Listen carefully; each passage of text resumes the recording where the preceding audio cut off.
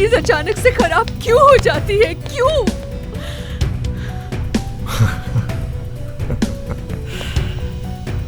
तो इस सब में मेरा कसूर है? क्यों?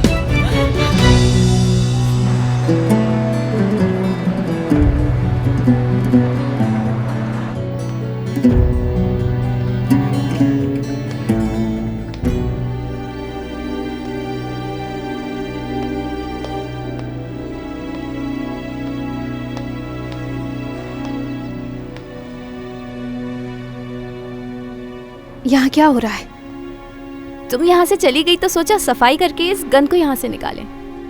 काफी सालों का कचरा है आखिर। क्या कह रही हो तुम? क्या मतलब है? ये तुमने मेरे सामान के साथ क्या किया है? हाँ? ये क्या है? क्या तुम मेरे हाथों से मरना चाहती हो क्या? थोड़ा पहले आ जाती तो देख लेती ये सब किया किसने। झूठ मत कहो मुझसे। और कौन कर सकता है ये?